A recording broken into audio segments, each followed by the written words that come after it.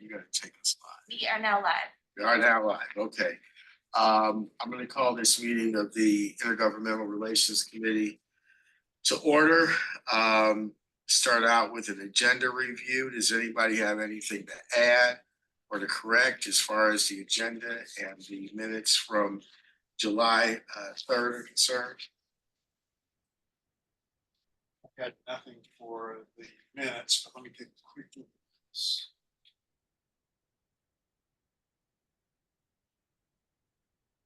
Ethan, is the issue I brought up, is that under number 3? Yes, or 5. Oh, okay. So I do have an update. Great. So if we have nothing else on items 1 or 2, which should be pretty pro forma, let's go to item number 3 on the agenda, update on IGR activities and work group updates and legislative session prep. So, Eric. Counselor, can I get actually a vote for approval? Oh, that's right. We got to approve the minutes and the agenda. So, is there a motion to approve the agenda and the minutes from last meeting? Chair, I move that we approve the agenda for this meeting and the minutes from July 3rd, 2024. Okay, do we have a second? Okay, so we have a motion. All those in favor signify by saying aye. Aye. Aye. Okay, motion passes. Let's go on to item number 3. Thank you. Welcome everyone back to September. It's rushed in like a bull, I guess. It's yesterday was the first day back after vacation, and everybody was sending emails, and there's a lot of activity, the legislative front, which is a good thing. And so I'm going to be sharing some of the updates, but we haven't met since July. So over the course of July and August, in addition to lots of good vacation and time away, there was also a substantial amount of work that's been happening related to some fairly large policy items. And the largest one is work group updates. And so during this period, we hosted, since early July, we hosted a tour of Eugene's shelter system with members of the House, the interim House Representatives Committee on Housing and Homelessness. And so the chair and vice chair, the chair Pam Marsh, came down and participated. The vice chair, Representative Mark Gamba, who was a former mayor from Milwaukee, participated, and we were able to do what we were setting out to accomplish, which was really to give the experience and understanding of Eugene's innovative and kind of bespoke shelter system, but also really help the legislative committee really understand that Eugene is different than every other community in the state when we're talking about unhoused. And why that is due to the numbers of unhoused individuals in our community, the size of our resources is a lot less than the size of the resources in Portland and Multnomah County. And so when you're trying to draw comparisons, there really is no comparison. As you all know, many times Eugene is the per capita highest concentration of unhoused individuals in the country, not just the state. And so so we really wanted to get the committee to understand that, because they are going to be the ones that are going to be moving policy and potentially funding issues related to unhoused. Mayor Venice participated. We had a lot of shelter providers engaged and participating. We also were able to help the committee committee leadership understand why we've been successful with the model that we have related to the car camping and the rest stops and Everyone Village and the village model, and how the city of Eugene's investment in coordination is paying off. And there's people from Portland who are asking, questions about, well, why aren't you experiencing these types of, numbers in including like overdoses and stuff. We said, well, our program is different. We have a lot of coordination, and when somebody comes into the program and has shelter, they don't leave, even if they have to, adjudicate and they have to go to. They hold a spot for that person. If they're unsuccessful in one shelter model, shelter providers coordinate and are able to move that person to where they're going to be successful. So that was a big takeaway for the legislative leadership related to understanding Eugene's our approach. And why we did that is that ultimately we're seeking to have the types of shelter which we provide, which we've found to be innovative and successful and cost effective, to be incorporated into the state's framework and also become eligible for state funding in future biennium budgets. And so we feel like that was a very successful event and follow up out of that. Representative Marsh have created a sustainable shelter work group, which Mayor Venus is one of 3 representatives, but I think you are the one of 2 elected officials. Maybe there's, but as members of the work group, and both myself and Reagan Watchett, who has stepped in as the interim unhoused services manager, while Peter Schwan's moved on over to recreation as the rec director.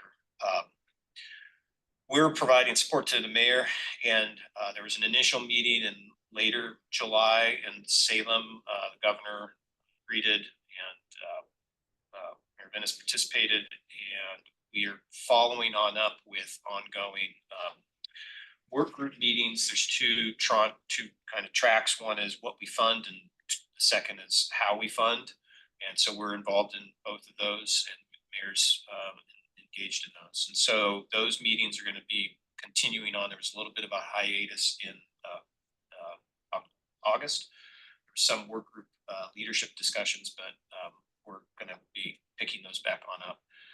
In the interim, I spent a lot of time coordinating with counterparts with the city of Bend, because the city of Bend has similar interests as Eugene related to seeking state funding for some of their rest. And their house homeless services manager is on the work group. So we're really coordinating to have a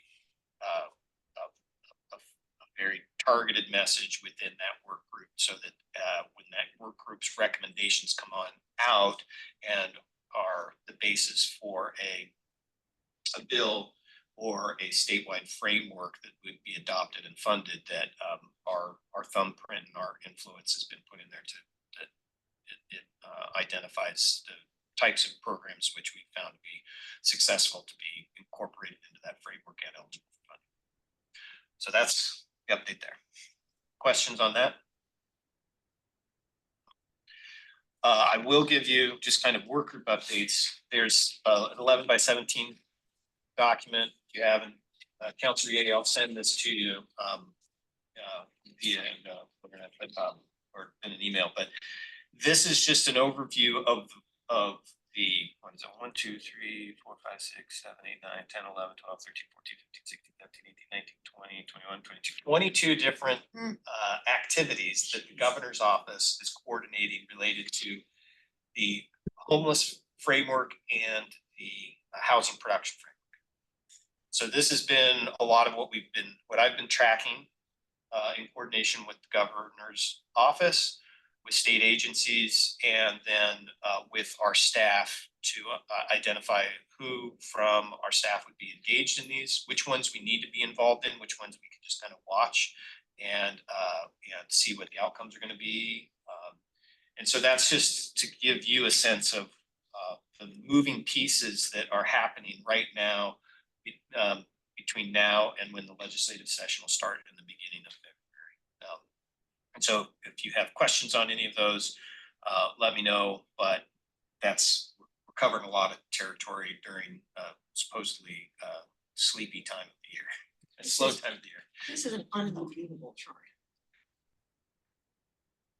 And as you can tell in the one that I gave you, it identified what the process deliverable development was, because I specifically asked, like, okay, you've got all these work groups, but what's the decision-making process? Who's involved? Are you getting stakeholder input, or are you just gonna put something forward from an agency standpoint? And so that's, this was developed based upon our input, really trying to drive the governor's office to be clear and how to engage. And so when you read these, like a POP is a policy option package, which the agency puts together. The GRB is the governor's recommended budget. The ARB is the agency recommended budget. And so there's the process right now is the agencies are putting together their budgets, their recommended budgets to the governor for the governor's office, and then the governor's budget office is putting together the GRB, the governor's recommended budget. We won't see that until December, more than likely.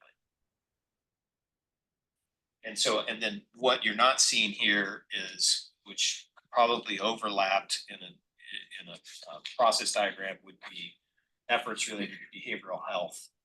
And that process is, I think, struggling a bit. The governor's behavioral health initiative director recently left, and the governor's looking to fill that position. And without somebody in the position leading, then there's not been as much robust activity.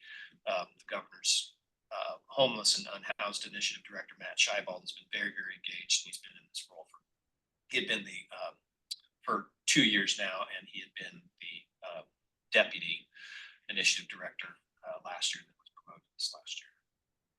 So I've got a question. Yep. So we got one of these the green blocks here with shelter framework. Are we talking about the crisis center that the county is going to be building on MLK? Are we talking about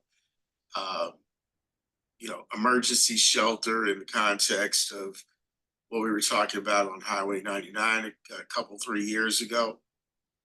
This, We were talking about putting up some kind of modular kind of deal, and then the folks that own 7-Eleven bought that corner. This is a direct reference to the Sustainable Shelter Work Group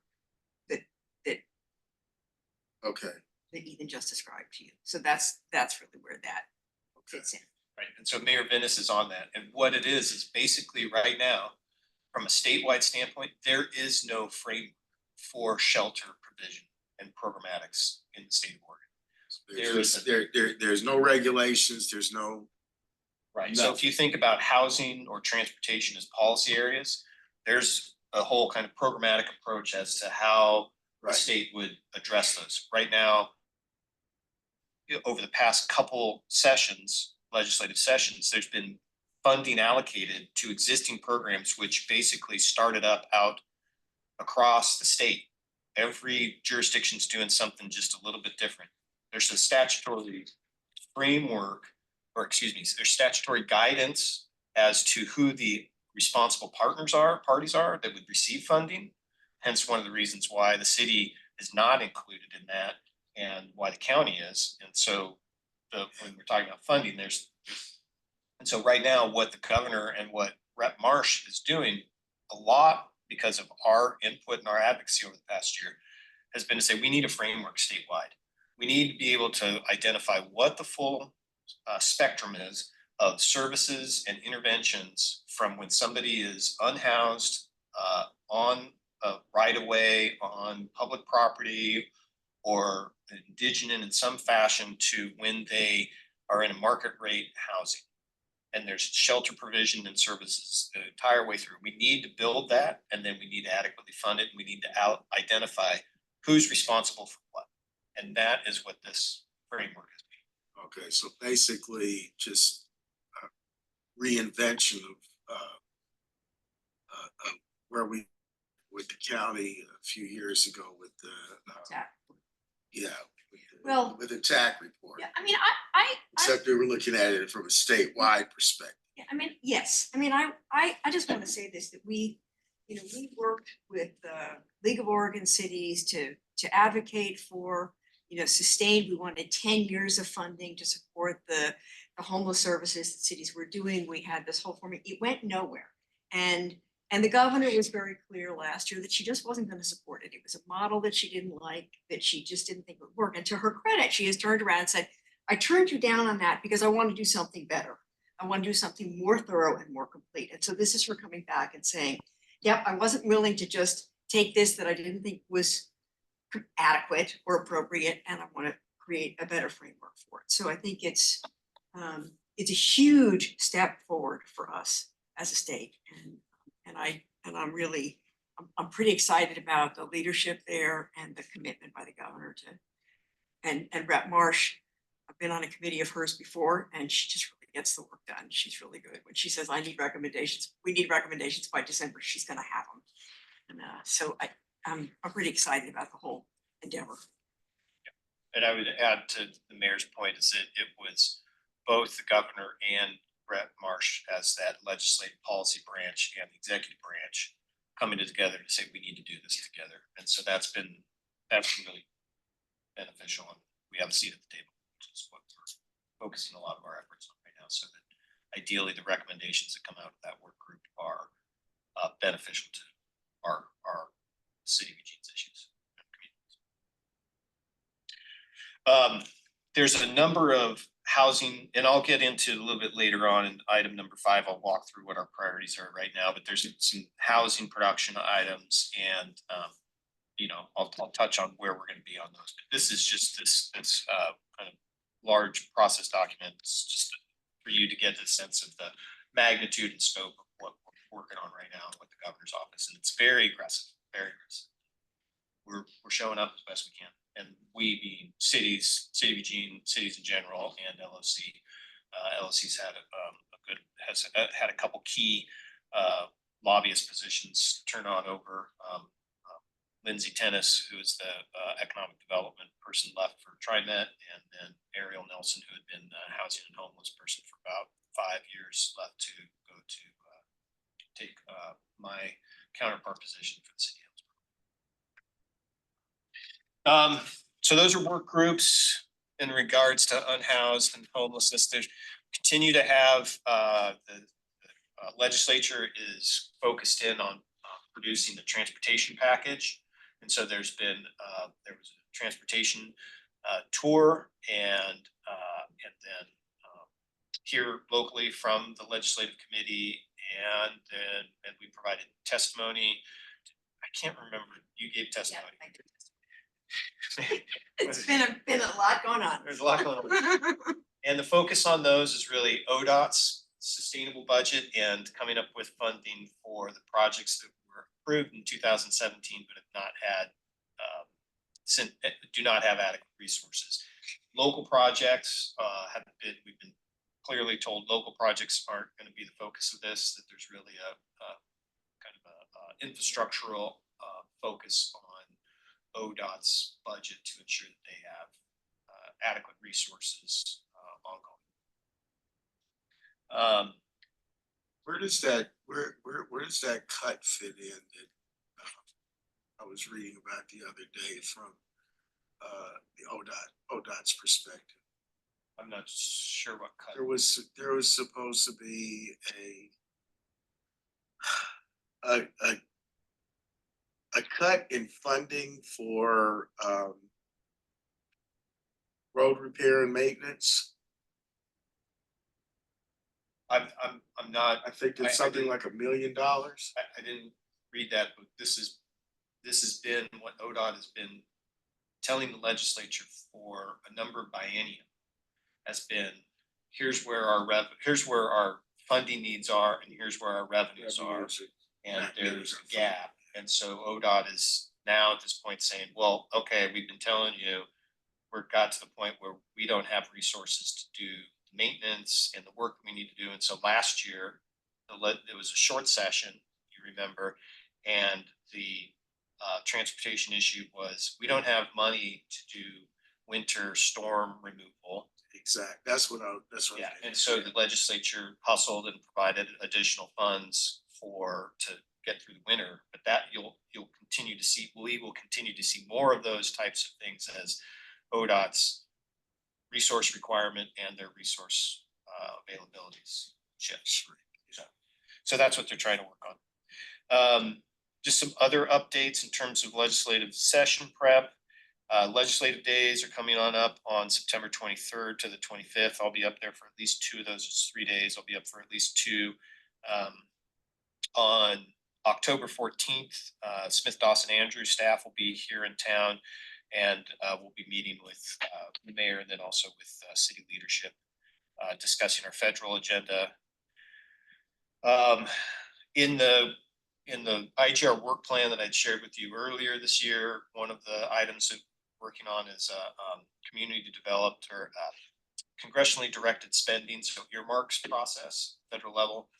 We will be, I've got a draft structure on what that process is going to look like, and I'm updating it. We're going to probably start doing outreach this month in September to be able to have a final list of projects to bring to IGR by December to share with you and say, these are our priorities for to seek federal funding. And that list is going to be influenced heavily by council's strategic plan. And so we're looking at what our organizational needs are, what council's strategic plan and directions are and priorities, and then additionally overlay what our Oregon delegation, what their priorities are, and try to identify some sweet spot where we've got projects that meet all of those needs. And we'll put those together and then seek funding. If you, we did, so in the packet that I provided to you, there's a document in here that says Eugene 500-year flood zone resilience project. This was the project that we put forward on both the House and the Senate side this last year, and we have been authorized for 9. If the earmarks are included in the federal budget, the current federal budget, and so, or the, excuse me, not the current federal budget, but the one that should be approved by fiscal year 25, which starts in October. And so more than likely there's going to be a continuing resolution. And so that just kicks the can down the road. But by December, we believe that there will be a final budget for FY25 will be adopted. And at that point, earmarks and those packages should be incorporated on into the budget process. And if that's the case, then this project and the $960,000 would come to Eugene and get that project done. So that's kind of what we put in the process for last year. And what we're looking at is either a suite of either $1 million projects that are in that funding suite zone, or a much larger project that could be, $4 to $6 million that has more regional significance, public safety, radios, airport, all of these different things are going to be coming on up over the course of the next couple of years. So we'll be working on that. But that's just to let you know, like, we'll be coming back by December with a package that says this is what we believe to be. So that's what I have for updates on number 3. Do you want me to just keep on moving? Over to behavioral health. Okay. So I had a meeting today with staff from OHA and actually former county commissioner and city councilor Bobby Green is now the OHA local rep, and he joined. So it was a really good conversation. And this is in preparation for the work sessions that have been identified for in the upcoming fall in October and November. And the OHA rep, it was pretty great because I was like, yeah, we're just trying to present a really high level. As soon as you get into the weeds, and he said, yes, trying to discuss the behavioral health system in Oregon. It is a vast and messy network. And I was like, okay, I'm writing that one down because we're trying to make sense of it and keep it simple so that, we can walk through it. And the vast and messy network, I was like, oh, okay, gotta keep that one.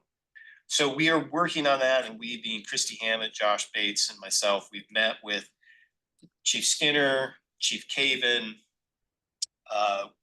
Judge Gill, and we're pulling together a number of different component parts of here's what the system looks like across the state, here's the responsibilities, accountabilities, and then focused directly into, and here's what the city of Eugene's role has been, and those different areas, and law enforcement, EMS, fire, justice system, shelter, and then also just the provision of services that are having that the unhoused crisis and mental health crisis are having impacts on our streets. And so that's all moving forward. The process, why I bring it to IGR, is that more than likely after that November work session, council will likely give us direction on, and we will more than likely put it into the AIS in the work session to say, here's what we've heard from council, here's a series of recommendations of policy positions or priorities. Council deliberate, likely say, yep, that sounds good, forward, or change however council directs. And then we would incorporate that into what our 2025 legislative priorities and policy document would be. And that would come to IGR in the December meeting for approval, review, and then it would go back to council before council break in December for final approval of what our package is going to look like. And I think that we're going to be, because there's so many different moving pieces in the item that Councilor Groves you had asked about, is going to be one of those that I'll get to in just a minute, that are moving pieces that we're not going to have clarity on probably until February or March, but we got to have some level of clarity by December. And so that's kind of how I see process moving in the next 3 months. I just didn't want us to get left out alone. No, yeah, and I'll dive on into that in just a second. So that's the update on the behavioral health piece. That's great. Sessions are happening, and you'll hear from all the leadership that's involved in it. So Thank you for doing that fast and messy, right?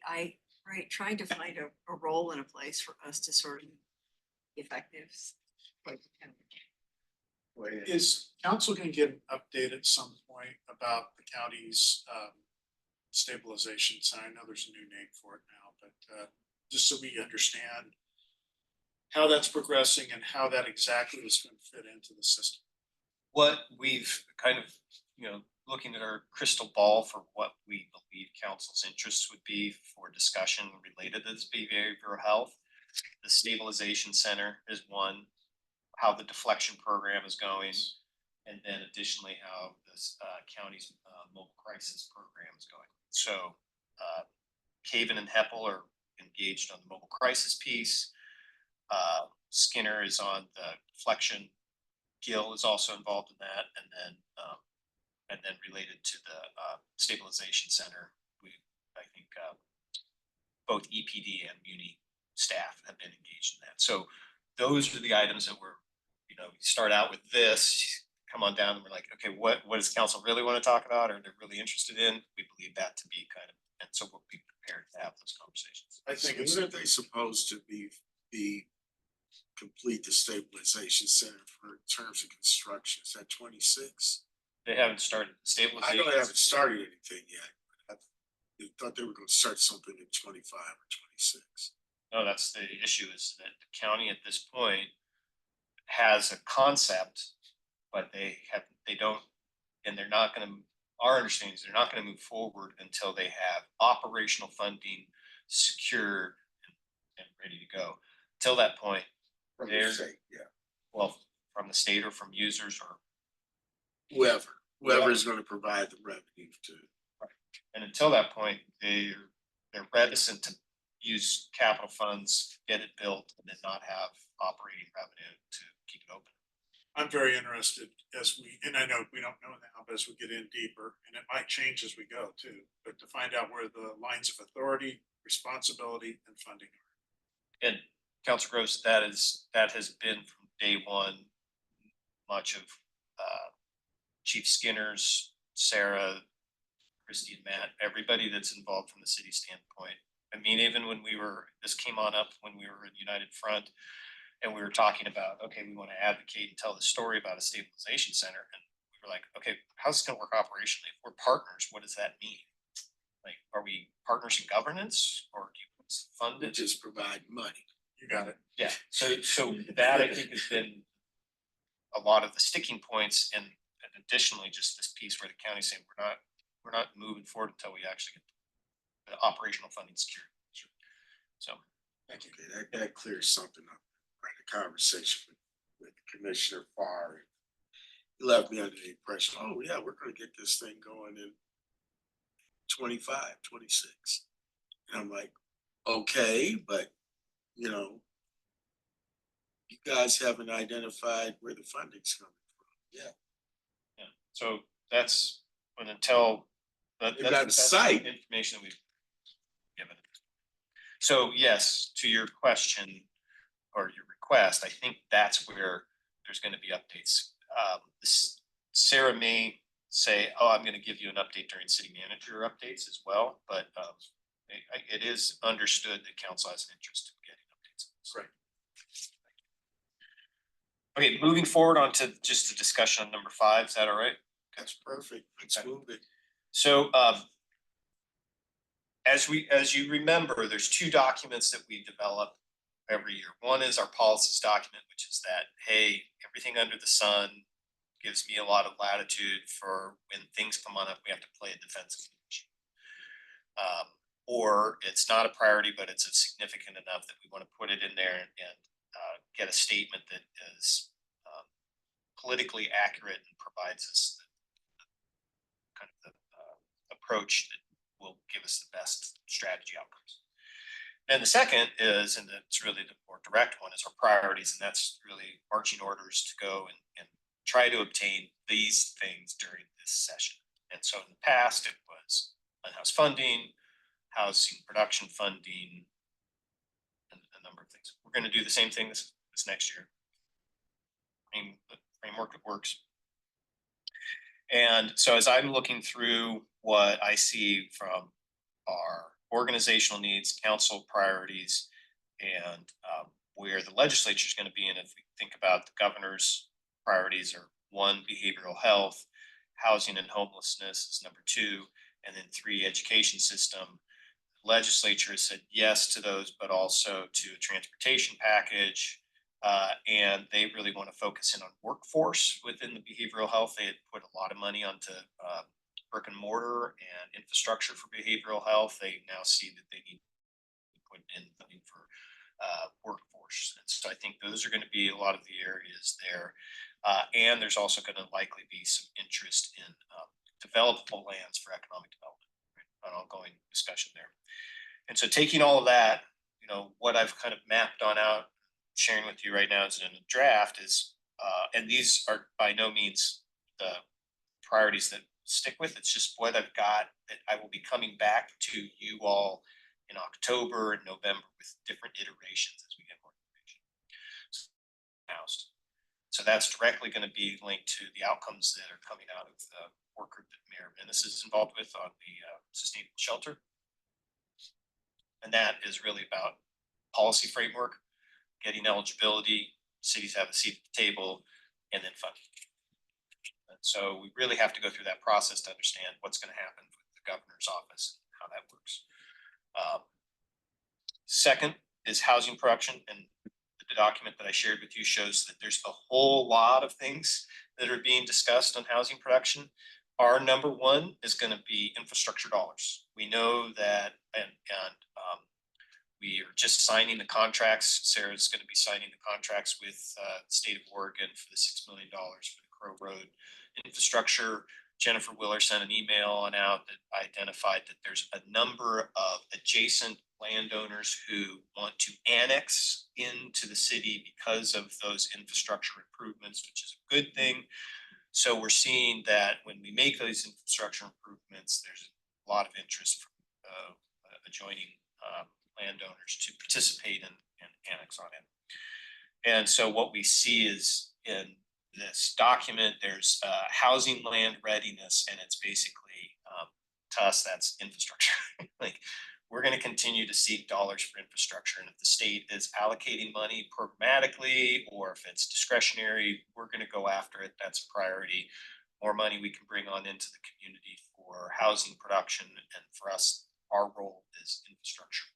Additionally, if it's affordable housing, capital A affordable housing, we have a list of projects that need money.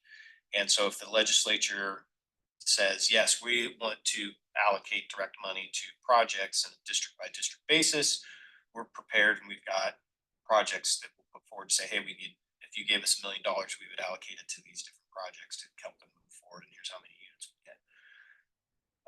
In the past, they don't, the legislature tends not to do that. They put it into the programs, they put it into OHCS to then run through their competitive programs. So, but that's for the housing production. Those are the areas where we're most going to be focused on. So, question, Ethan, so for instance, like the Crow Road project, are we gonna also look to get money for transportation infrastructure? It's a good, Because, I mean, developing that without the transportation infrastructure is gonna be a little tricky, don't you think? yeah, good question, and that has come up. And what what we're really clear about, and we being cities are really clear about, is to say last year the focus, the funding for infrastructure came out of a water committee or a work group, and they said, okay, we're going to put money on into water and wastewater infrastructure projects. We need that, but don't forget our transportation infrastructure. The discussion that's happening related to the transportation package, we are very clear to say, that's great. That's the statewide system. That is not these issues of local improvements that we need state funding for. Please make sure that there's going to be funding allocated, that when you talk about housing production and land readiness, it has to be water, wastewater, transportation, stormwater's in the water piece there. And then, it's not necessarily our bailiwick for electrical service or any other power utilities, but those are ones where if they're providing funding, we would say, yeah. Well, it'd be nice to include those before we lay asphalt down for a roadway. Yeah, so there's always that coordination. It's just who's funding it and who has it in their capital projects. And I think we do a really good job of coordinating with EWEB, and to say, okay, we're Crow Road stuff, we're going to be putting in, we're going to need to do upgrades. Looking ahead with the long session coming up, are we going to be have Clear Lake back on the table of trying to get funding for infrastructure out there for? Were you looking at my list? Oh, he was reading my mind. That's on the last part of your list. I heard you. Oh yeah. No, that's number 3, Clear Lake Road. And so we've rekindled that, and we're going to be, in the very least, we're going to ask for capital construction dollars. We'll probably ask for $6 million. Whether or not we get all $6 million, any of $6 million, but the capital construction process is the process to go through, unless there is a developable lands process. The legislature did that in the last long session, but it was really focused in on semiconductor production and focused heavily on up into the Portland metro area, Hillsborough, Beaverton, because they've got such a strong industry there and lands that they're looking to enhance. And so we're just keep coming back, and plus on it is Clear Lake Road is in Senate President Pro Tem Manning's and Speaker of the House district. And so these are things that we will over time ideally benefit from, at least the acknowledgement and understanding that these are projects that one of the 3 people that writes the budget is going to be invested. Do photovoltaic cells fit into the CHIP funding? I don't believe that they do. Thanks. And so Stratacash just nailed that $19 million from the state to move forward with the retrofit and everything else out here with the Hynix site. That's a different kind of chip though than the photocells. Yeah, and I got that part.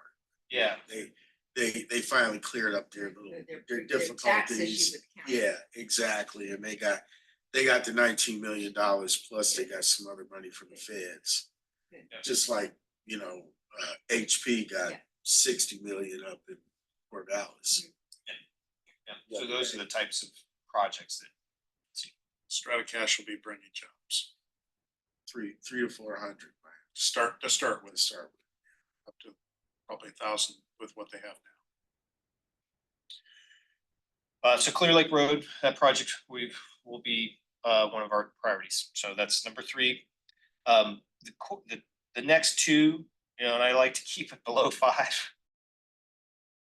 Happens. There's going to be the question mark ones of behavioral health. So as I talked about, like what's going to come out of that. The transportation package, I don't see us having. We will be engaged in that, but I think it's more of a defensive position of ensuring that the state maintains the current 50, 30, 20 split of funding allocation of gas tax, rather than saying, oh, we're going to fix ODOT's problems by sending less money to the cities and counties. So that'll, I think from a transportation package, we will have it as something we're monitoring and engaging in, but there's not going to be a lot of local stuff happening. So then the other areas, I'm going to leave yours to the end because it's going to probably take up the most. And but I'm also going to put something out there that you're distinctly familiar with, of HB 4030 from the 2016 session. So the GEMT, the Ground Emergency Medical Transportation, which Councilor Groves led, that program, the Oregon Fire Chiefs Association, so Chief Heppel has brought this on up to me, the implementation of that statewide funding that comes to local governments that are providing ambulance support, ambulance services, has been key. Among those themes is the desire to streamline cumbersome and confusing processes and to eliminate communication shortfalls causing significant friction and reducing trust in the programs. And so that's something I've checked in with Chief Heppel to see, okay, where is this? What do we need to do? This may become one of our priorities. Right. And if it does, It's real money that comes in the door. right, and there might be, Mr. Groves goes to Salem. I'm happy to. So there's that, GEMT. Metro is putting forward a bill that would allow local governments to prohibit firearms in public buildings. And so I'm going to get more information on that. And that's something that have supported in the past and will more than likely put it on as a priority to support again, so that then city council can make the determination as to if you want to prohibit firearms in public buildings like City Hall. There's also Brooke has brought it up, and I'm working on it with her, and I'll have more information to bring back to you in October. Is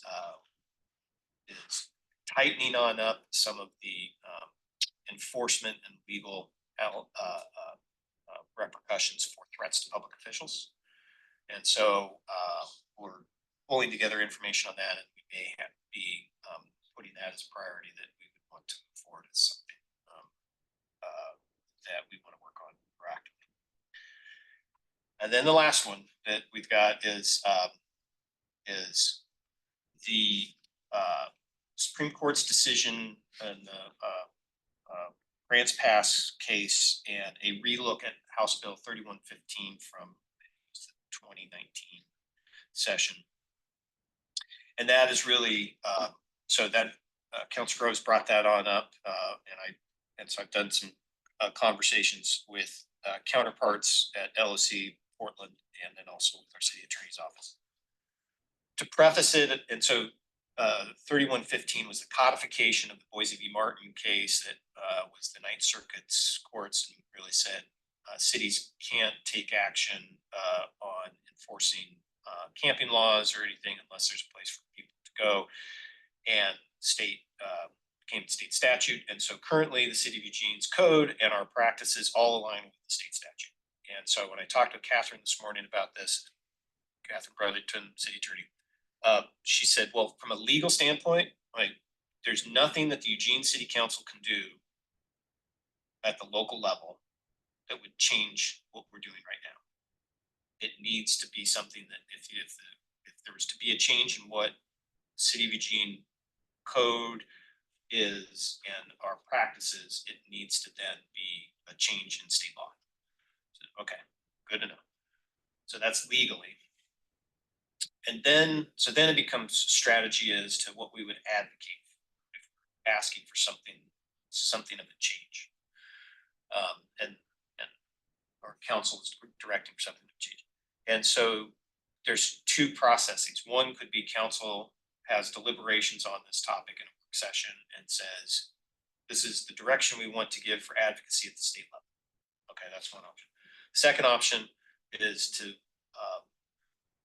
see what's happening at the forces that are working and starting to pull together stakeholders and information to potentially have a platform or framework that would be advocated for at the state level. We would be one of multiple partners from multiple cities that would be engaged in that. In my conversations with the city of Portland, they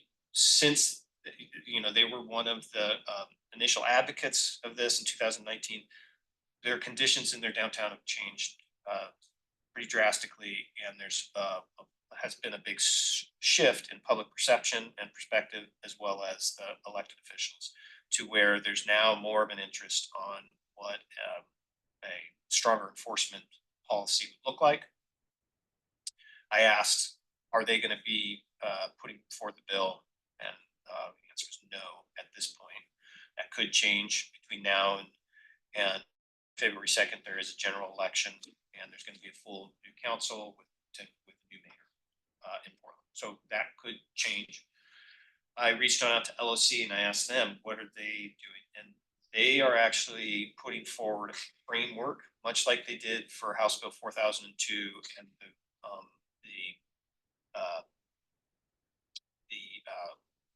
instead of the repeal of Measure 110, it was a revision of Measure 110, and that was the House Bill 4002, which was really a stakeholder and negotiated process. LOC is taking the lead on that. They have some items because they also are getting a lot of input from cities and saying, what are we doing? How do we do this? What's your position? It wasn't incorporated into their policy committee process throughout the summer. They wanted to bring that before their board on September, but they didn't have it prepped by the time that they needed to have everything ready for the September meeting, but they'll have it for their October meeting. And out of that, they will then have their board approval to say, yes, this is your package, your policy direction, go and work on coming up with a framework that then stakeholders can start to negotiate. What would a change to HB 3115 look like? And so that's the other two key considerations that we need to be mindful of is that the main proponents, legislative proponents of the bill at the time were Speaker Kotek and House Housing Committee Chair Julie Fahey, who is now the Speaker and Governor. So that's like the lay of the land that I have right now, and that if I was asked to give a recommendation right now as to what we should do in the next month between now and our next meeting is to continue to touch base with LOC and gather more information, and then to talk with Chief Skinner and see what the OACP is doing from the Oregon Association of Chiefs of Police, and just continue to pull together a more refined statement as to what that framework might look like, so that then if IGR and or council wants to deliberate, you've got something in more, particular and detailed than anyone. Here's my concern. The reason I brought this up too is right now with it resting with the state, change is painfully slow. And it's a condition, a situation that can become volatile rather quickly. And I would like as little control or little influence, outside influence as possible. So we have local control. And then whatever the council decides, the council decides, and we live with it. But right now, our hands are completely tied with trying to address problems that develop. And so my hope is we can get kind of a sweeping change back to the way it was. And then we decide what's right at the council table, rather than having to keep going back to the legislature if there's still problems.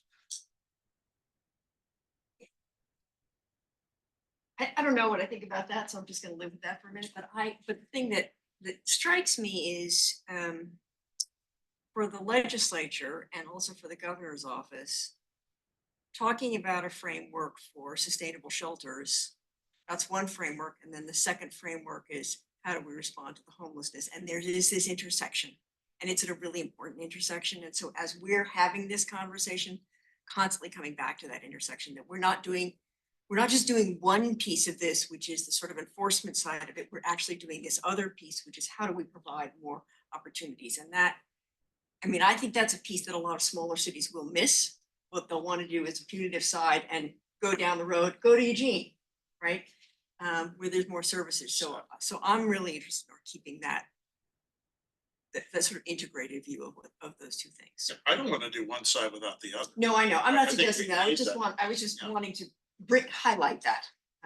I don't disagree with that. Yeah, and so what I'm hearing from you, Counselor Groves, is the interest of a return of local control. Yes. And that I'm more than likely will be the interest of LOC. And that more than likely is we're pushing a bull uphill, even with a lot of public interest and support. You know, the legislature, they usually add more things. They don't tend to go back and take away and relate it to local control. Once they've taken that away, very rarely do they come back and say, "Oh, we made a mistake. We're going to give it back to you." And then there's also, you know, at the time, you know, and Catherine and I chat about this. Eugene, I was the sore spot in many of those conversations where I'd say, why are we doing this? We don't need to be engaged in this. This is not something we need to be giving up lightly. Local control, like all of us are handling this. We don't need to codify this. There was a hard push, and LOC was leading on that. Additionally, the Oregon Law Center is very interested, and they litigate on this. And so I think that you're going to have some significant opposition to have it be to have it go back on into more local control. And the reason being is because right now it's consistent, you know, statewide standard, go back to local control, and there's 300 odd cities that have the ability to change it to be very restrictive, to be very supportive. Who knows? Doesn't it fall 242. 240. Thank you. Doesn't it fall under federal control then, as long as you're within the federal law that's already been decided in the Supreme Court? It's not I think the bigger picture is it's not the legal, in my mind, it's not the legal challenge that an individual city would face, whether they're in alignment with federal law or state law. It is how do we have a coherent system for addressing a statewide problem? And I'm not, I mean, this is a place in which I'm not so bullish on local control because I think Eugene suffers from that. I think if other communities can be more, you know, if we have different systems, then you just have a laboratory pattern for someone who's unsheltered looking for the most lenient system. If you really want to sort of share the burden and the responsibility for addressing this, you have a statewide program where there's consistency across the board, and both things happen. It's married, how you're dealing with homelessness who are still unsheltered and how you're providing shelter. Those two things are married together, and they're done, and it's statewide.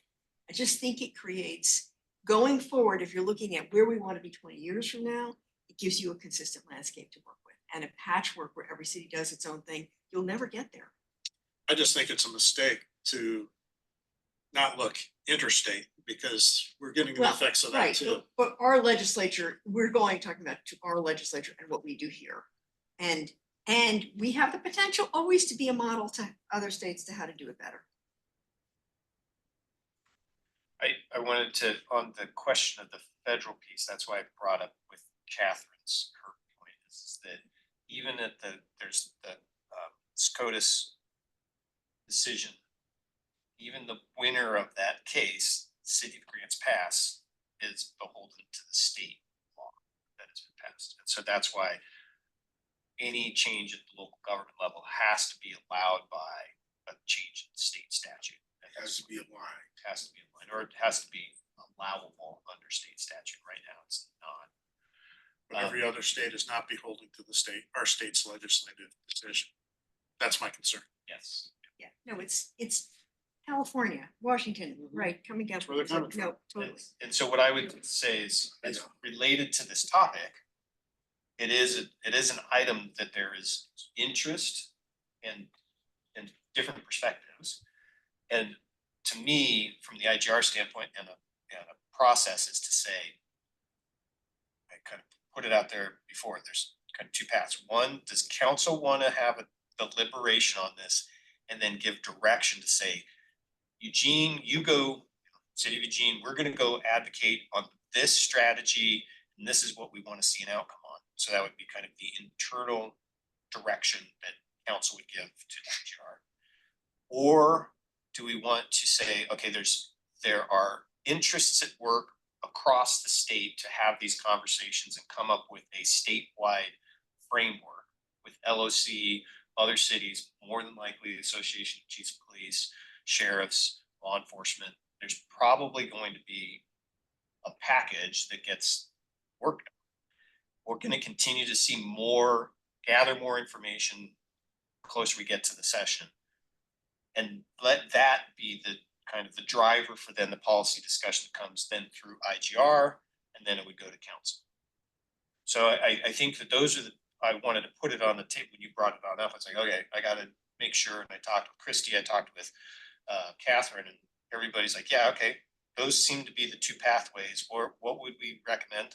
Probably the external pathway to say, what's happening, what can we align with and support, and keep people informed. And then as we need to provide input for revisions or ways that this needs to move, we get that from the full body versus having the body start and say, hey, this is what we want, and we're not fully informed of what's going on externally.